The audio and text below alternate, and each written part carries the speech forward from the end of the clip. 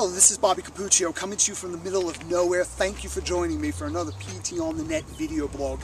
Nelson Mandela said that when you speak to a man in a language he understands, it goes to his head.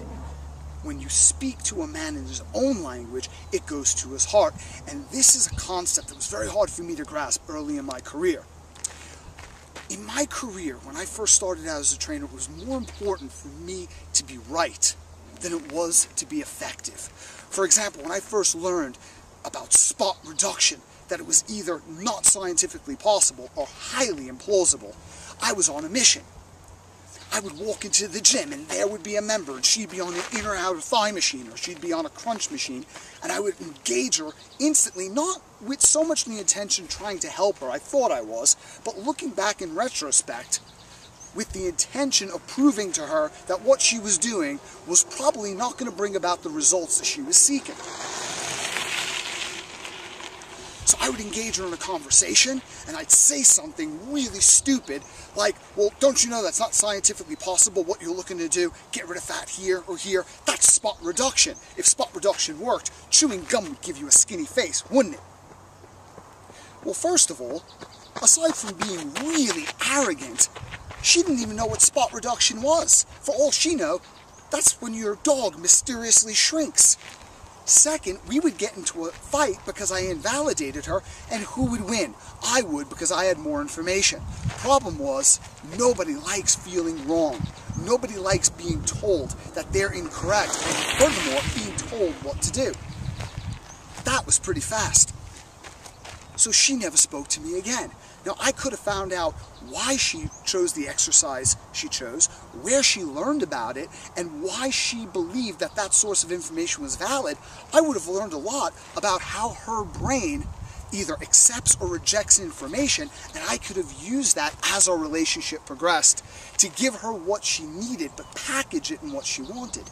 I could have learned about not only what she was trying to achieve, but why that was important, and made recommendations around that. And as she started seeing changes in her body, by accepting my advice, she would have an increase in self-efficacy and trust in me as a relationship was cultivated, and therefore that would create the safety to not hang on to what she believed, but accept new information.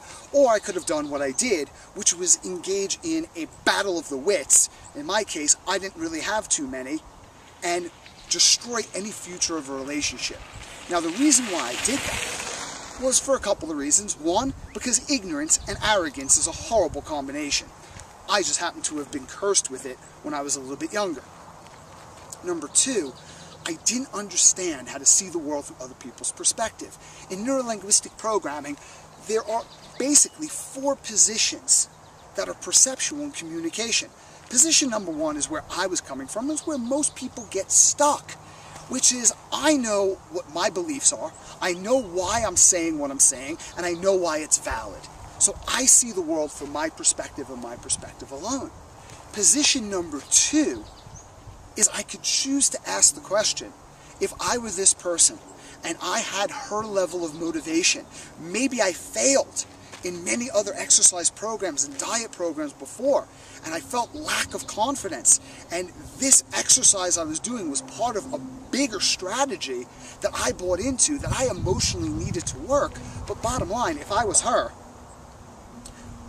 I would have the same beliefs and I would have the same ensuing emotional state, and therefore the same actions that she was engaging in. The third position is to step back and not see the world through her perspective or through the eyes of your client, not see the world through your eyes, but say, if I were a witness and I was just observing this conversation and I was not attached to any outcome or any methodology or any information, being completely detached from both perspectives, how would I interpret this conversation or this medium of communication? And fourth position, and this is the most collective and unifying, and probably that's why it's the highest level to get to, is if I were a community, if I were the industry, what would benefit the whole? What perspective could I have, or what approach could I take that not only helps me and helps my client, but on a small scale elevates the industry as well, because I believe if we can lower ourselves in humility to put aside what we think we know, put aside our ego, and listen to someone else's perspective long enough to learn from them without attachment, when we rise up, and we will, we can not only lift our client, lift our facility, we can elevate our entire industry.